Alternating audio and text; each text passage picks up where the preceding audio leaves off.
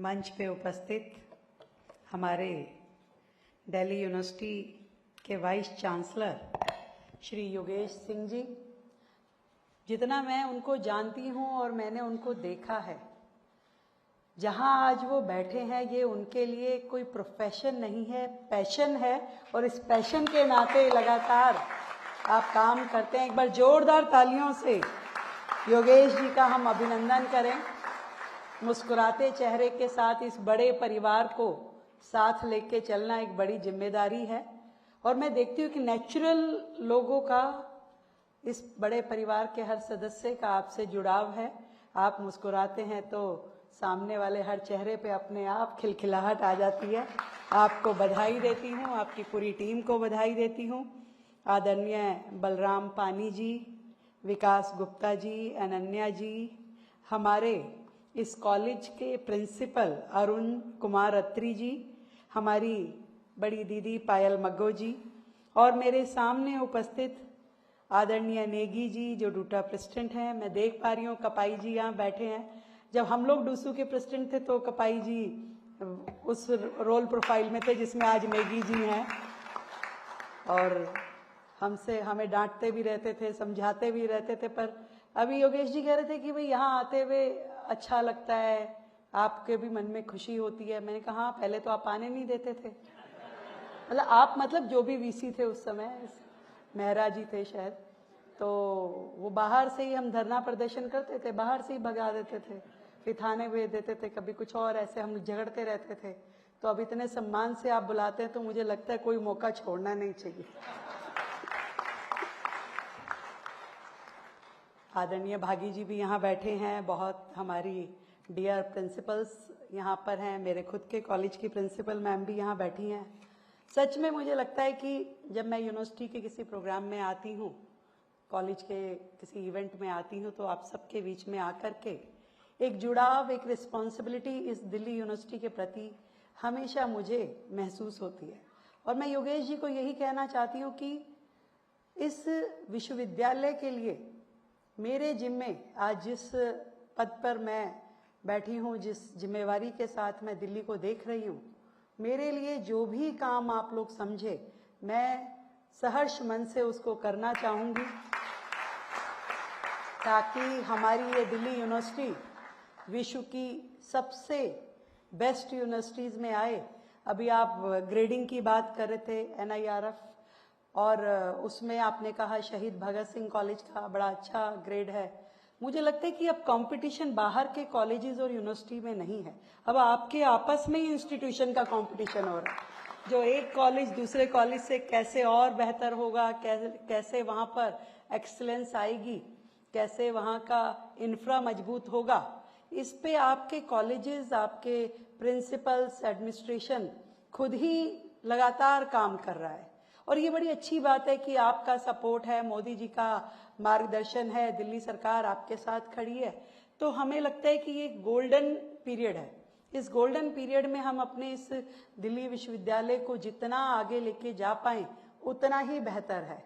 मैं सबसे पहले तो अपने शहीद भगत सिंह कॉलेज की पूरी टीम को बधाई देना चाहूँगी, जो अपने गोल्डन जुबली ईयर को मना रहे हैं। 60 वर्ष, सच में 60 वर्ष एक बहुत बड़ा टाइम पीरियड है। कहाँ से शुरू हुए और कहाँ तक पहुँचे, और अभी बहुत आगे जाना है, अभी बहुत आगे जाना है। न जाने कितने ही विद्यार्थियों को आपने सजाया, संवारा, बढ़ाया, और आज अपने जीवन में वो अलग अलग फील्ड्स में शानदार काम कर रहे हैं। मैं देख रही थी आपके एलुमनाइज की लिस्ट, कोई प्रोफेसर है, तो कोई पॉलिटिशियन है, तो कोई एक्टर है, कोई हर एक विधा का व्यक्ति आपने यहाँ से तैयार करके भेजा है।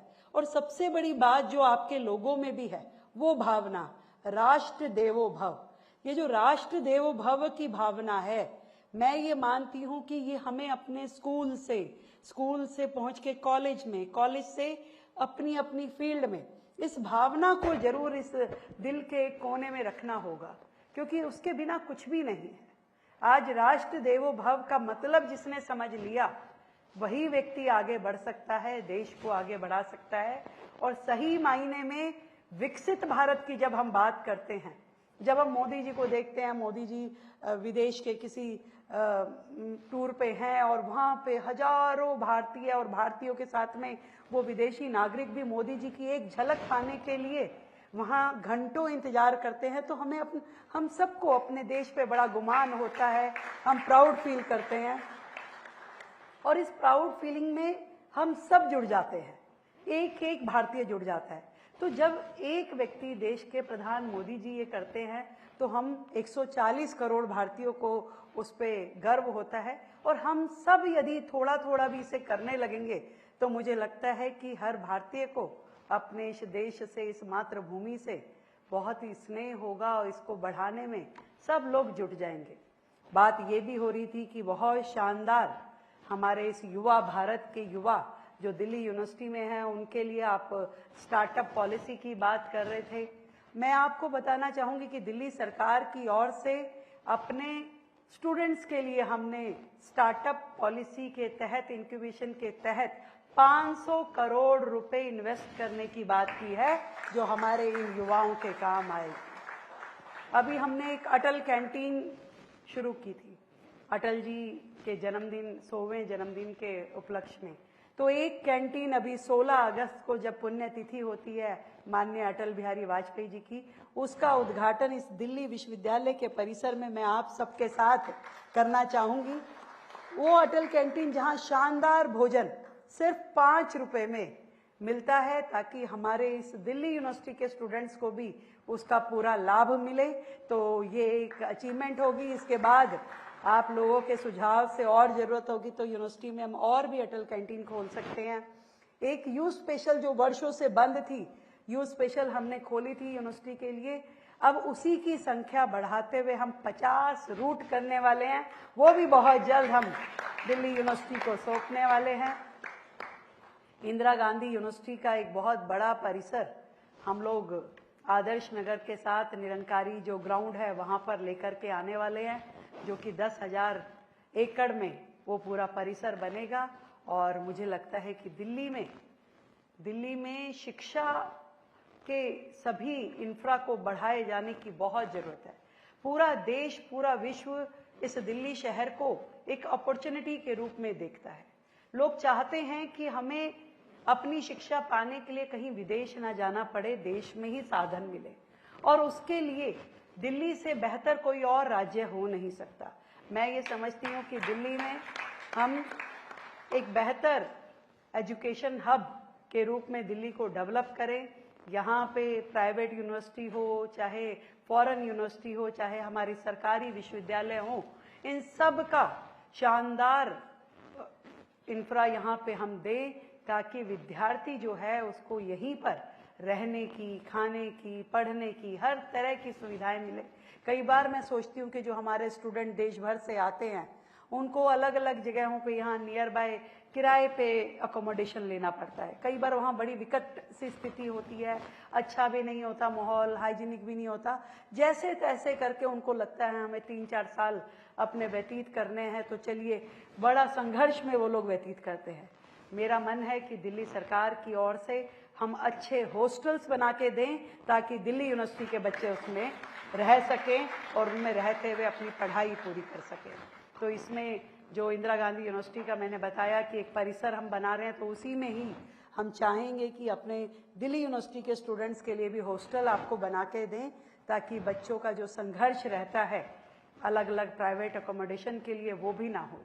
और इतनी बात तो मैं जरूर कहूँगी आज इस मंच से कि देश ने अभी बहुत आगे बढ़ना है।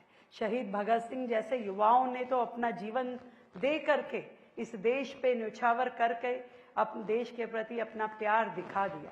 23 साल की उम्र में वो युवा देश पे कुर्बान हो गया, अपनी जान लौटा दी।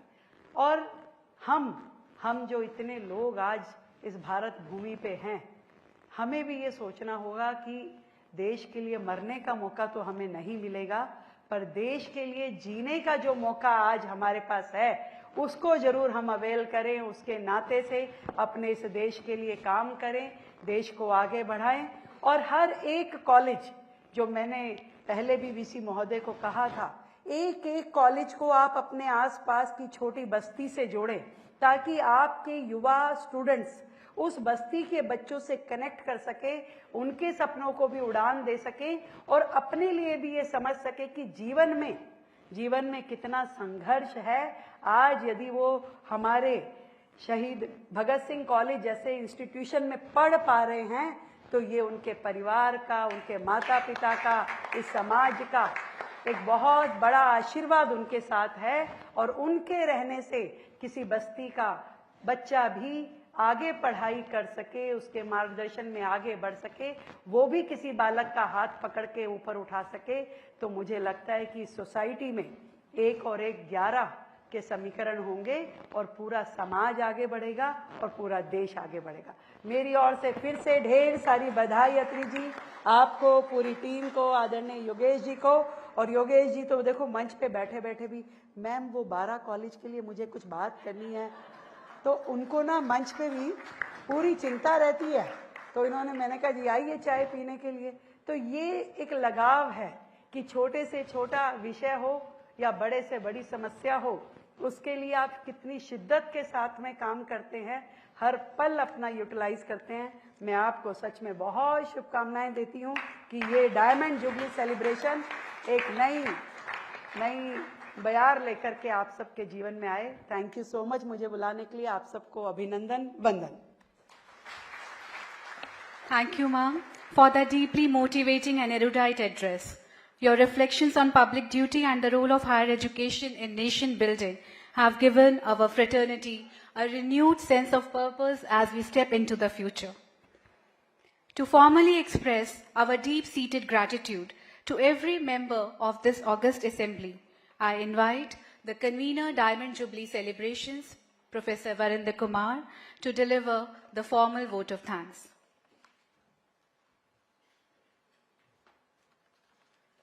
हाँ जी, सभी को नमस्कार।